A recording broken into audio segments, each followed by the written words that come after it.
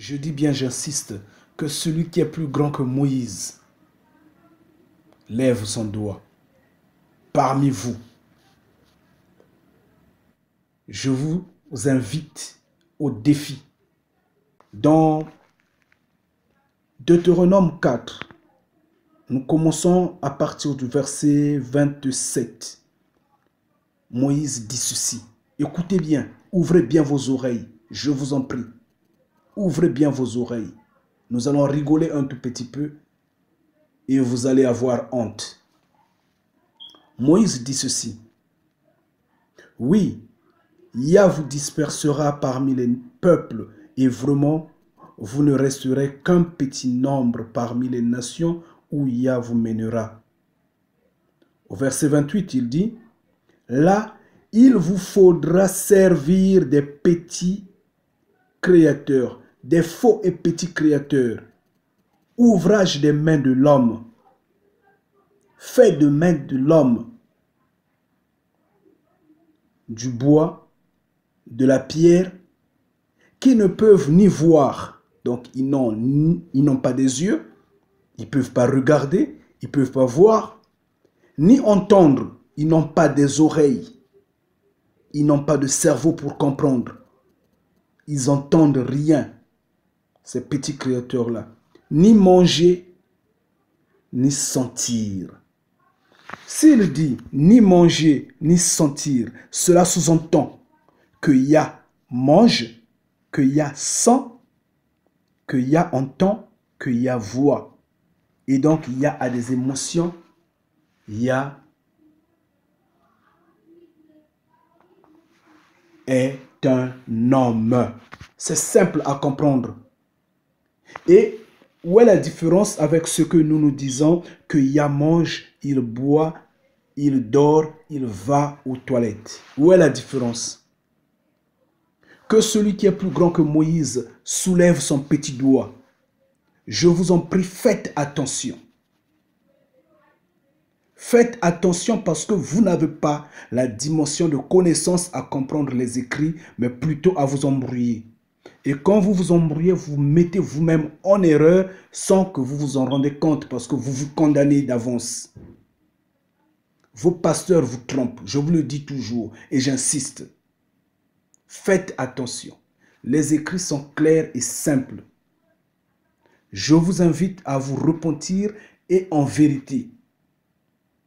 La vérité, c'est moi qui l'annonce, c'est nous qui l'annonçons, nous les bénis de Yah. Parce que ce que nous disons, c'est ce que les prophètes ont dit depuis toujours. Maintenant, si vous continuez à vous opposer, parce que vous êtes plus grand que Moïse, c'est votre problème. C'est votre problème. Mais moi, je vous montre le bon et le vrai créateur. Il n'est pas esprit. Par ailleurs, il est un homme. Je vous le dis en vérité. Il n'est pas partout, mais il vit dans les cieux, dans un palais royal, parce qu'il est un roi. Il y a beaucoup à vous expliquer que vous pouvez facilement comprendre. Mais tant que vous ne saisissez pas ces écrits-là, vous serez perdus. Vous allez embrouiller les gens, l'or et l'argent, le miracle, le bonheur, le mariage, les bénédictions viennent de votre petit et faux créateur, ce Dieu-là, omniscient, omnipotent, omniprésent, l'inexistant.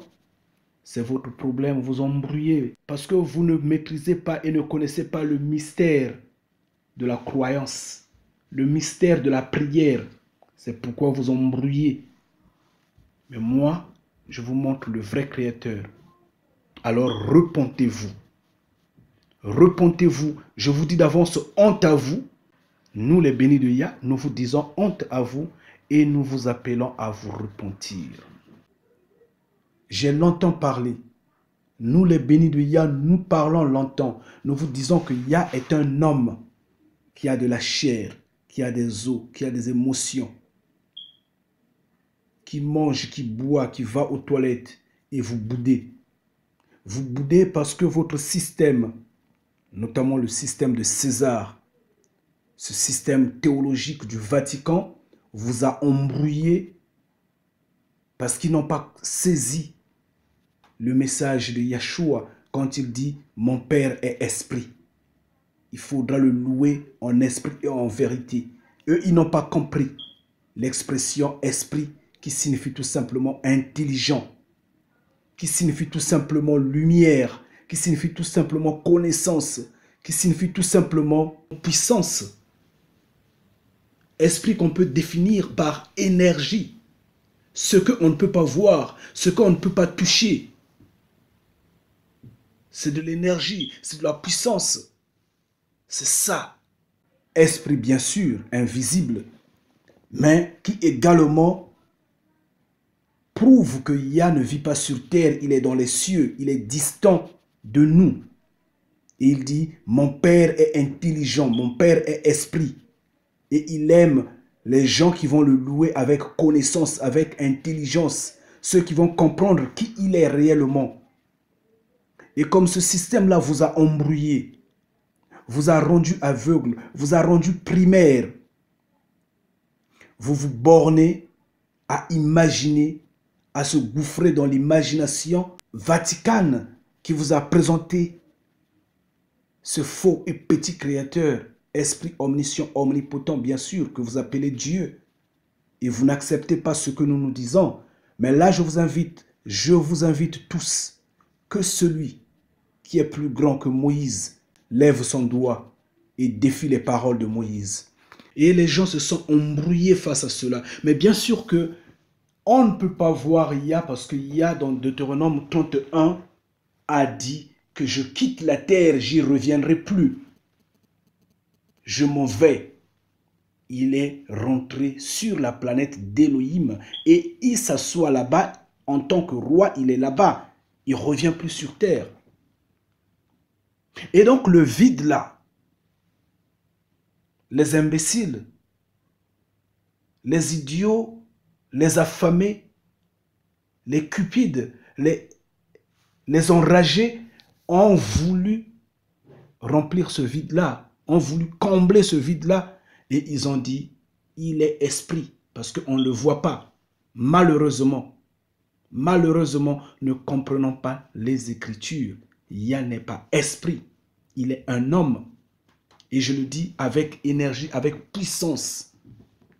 Oui, ils vont louer le Père avec puissance, avec énergie, avec intelligence. Ils vont le louer en esprit, en puissance, en énergie. Oui, c'est ça. Et les gens se sont embrouillés. Voilà qu'il confirme ce qu'il a dit. Des cieux, il regarde sur terre et ne trouve personne qui est intelligent. Vous êtes tous embrouillés. Vous êtes embrouillés. Vous êtes égarés. Vous êtes perdus. Mais que celui qui est plus grand que Moïse soulève son petit doigt. Oui, je vous invite tous. Je vous défie. Amen.